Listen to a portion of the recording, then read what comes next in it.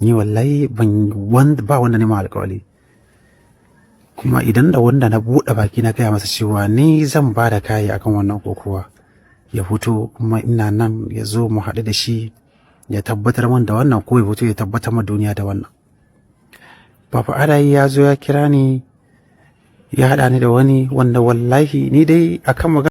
Jama'a assalamu alaikum masu bibiyan mu a wannan channel in barkanmu da wannan lokaci. Game da kuka sani an fafata kokowa a ranar jiya inda aka gudanar da final tsakanin Zakir Zakari da Nura Hassan, inda abun tuni ya ɗauku a kafafen yaɗa labarai, inda wasu al'umma suke cewa Nura Hassan bai yi adalci ba, ya karya alƙawalin da aka yi da shi. To dai Nura Hassan ya saki wani faifan bidiyo inda yake shi bai yi alƙawalin zai ba kowa kayi ba a fafata kokowa mai rabo ya ci wannan takobi kamar yadda aka yi. Al'amarin da dama dai a yanzu haka ya shiga kafafen yada labarai, inda wasu suke ganin cewa 'yan jihar Tawa ba su ma Nura Hassan adalci ba, ba su nuna farin ciki ba lokacin da ya ci wannan takobi. Wasu na ganin cewa 'yan jihar Tawa suna son Zakir Zakari ya ci takobi sun da shi ne ɗan asalin jihar. Nura Tawa ya tabbatar a cikin wannan jawabin wanda ya saki, zan saka muku cikakken bidiyon domin bidiyo ne na da matukar tsayi. Nura Hassan ya faɗi yadda Adaye ya zo wajen shi ya nemi ya bar ma Zakir Zakari, amma ba su samu zantawa ba. Ya ce Adaye ya gama shi da wani babban mutum wanda bai ma san kowane ne ba, ya ce mishi ya yi biyayya. Kamar da yadda ake cewa waka bakin mai ita ta fi daɗi, Nura Hassan ya nuna damuwar shi dangane da irin abubuwan da ya gani a jihar Tawa. Duk a cikin wannan bidiyon za ku saurara daga farko har ƙarshe, don haka sai ku gyara zama domin sauraron cikakken bayanin Nura Hassan wanda ya saki a ranar jiya da dare bayan abubuwan da suka yi ta kai ruwa rana tsakanin kokowar da ya gudanar shi da Zakir Zakari. A sha saurare lafiya, kada ka manta kai sharing kuma ka gaya mana ra'ayinka a komantar. Assalamu alaikum warahmatullahi ta'ala barakatuh. Yan uwa da fatan kowa yana cikin ƙoshin lafiya a duk inda kuke, ina ma kowa barka da wannan lokaci. Masha Allah, babban dalilin da yasa na fito zan yi magana sakamakon yanda ake ta cece kuce akan wannan al'amari. To hakikanin gaskiya masoya sai da ce mu yi haƙuri, wanda kuma hakan bai masa daɗi ba ya yi haƙuri.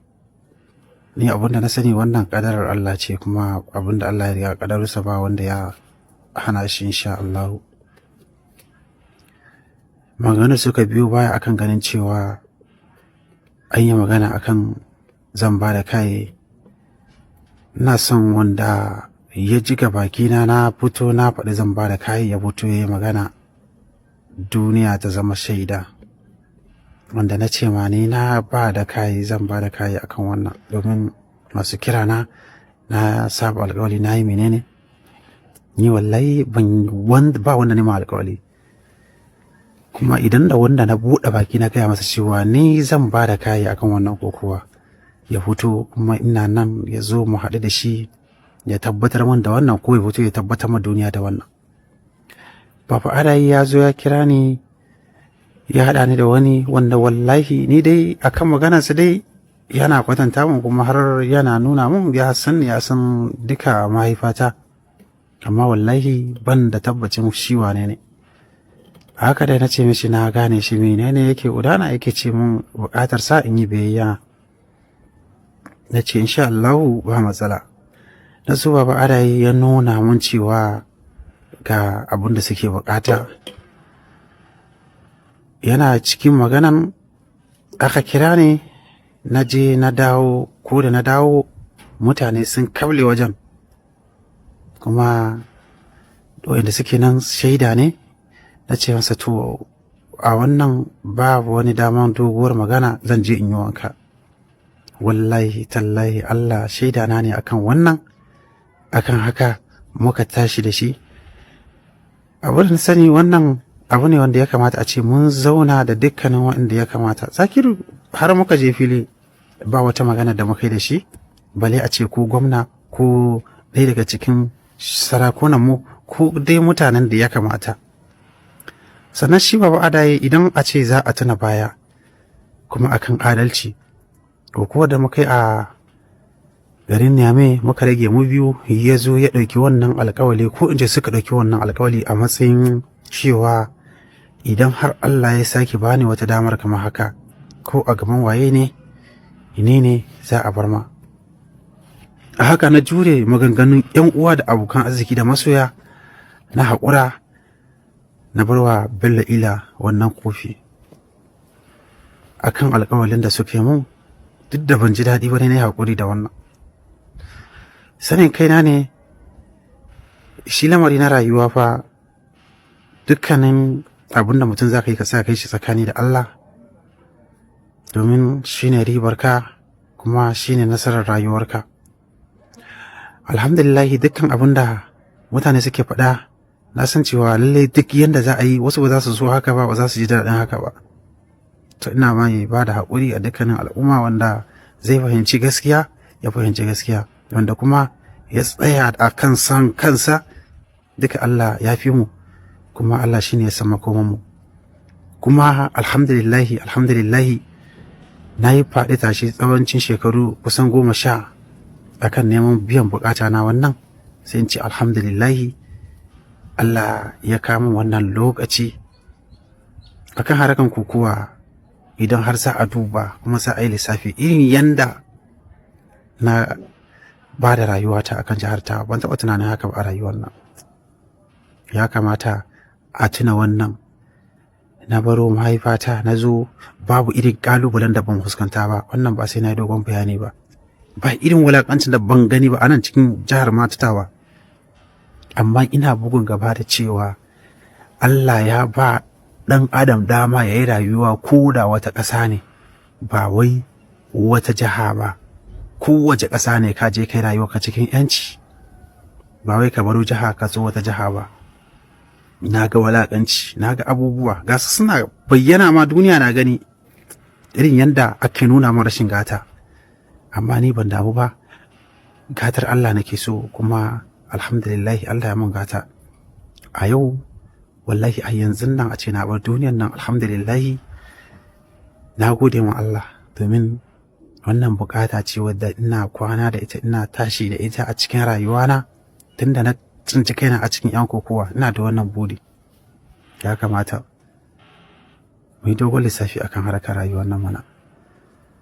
Saboda haka masu cece kuce akan wannan, kowa ya yi nazari akan rayuwarsa, bukatarsa, kuma akan dama da yake ganin Allah ya basa.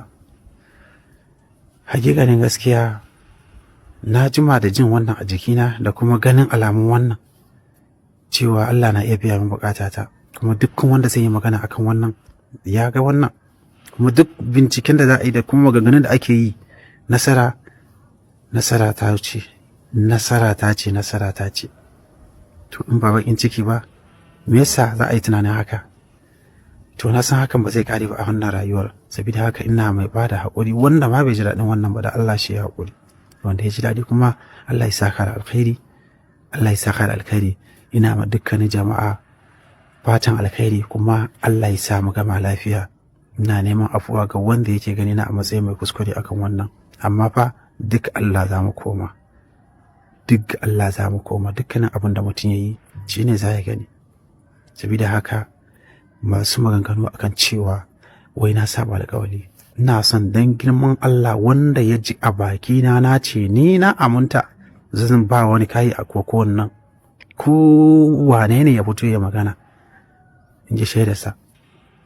Ya zo ya mun magana hakika irin yadda na ji a raina ma, ni kaɗai na san yadda na ji a raina, saboda ban taɓa tunanin ma a ɗauko wannan maganar ba. Sam a rayuwa na ban taɓa tunanin wai a ɗauko wannan maganar ba, domin wannan an nuna mun ni ba kowa ba ne, ni ban da gata kenan. Duk da ana nuna mun tabbaci gashi a fili a zahiri, ina ganin rashin gatar da ake nuna mu. To kamar yadda na faɗa, Allah ne ya ce mutum ka je kai rayuwa ko da wata ƙasa ne, bale a cikin ƙasa ta wadda aka haife ni a ciki, na tashi a ciki, ba wanda zai nuna mun wani ƙabilanci ko ya nuna min gata a cikin ƙasa ta. Kowace jiha ne na iya zuwa in yi rayuwa na cikin yanci. Saboda haka idan ma ba a yi mun gata ba, ni Allah ya mun gata, alhamdulillah. domin na ga abubuwa, na ga wulaƙanci kala-kala, kana daga inda na baro jiha na, irin yadda ake mun wulaƙanci da abubuwan da suke faruwa, duka na bar komai a gurin Allah. Kana na zo inda nake tunanin cewa yana yiwuwa ƙoƙarin da nake yi ya sa a so ni, kuma aiki shi na ya sa a ji daɗin abin da nake yi. Sai ya zama da ƙoƙarin da nake yi lalle alhamdulillahi, masoya masu yi don Allah akwai su har yau har gobe. Amma mu cire son rai a rayuwar duniyar nan. Duk abin da ka so ma kanka, ka so ma ɗan uwanka. Wannan shine ribar mu. ‘Yan uwa, ina ma kowa fatan alkhairi. Allah Ubangiji ya samu gama lafiya da mu da dukkanin ‘yan uwa musulmi. Masha Allah, kuna tare da naku Nur Hassan. Masha Allah.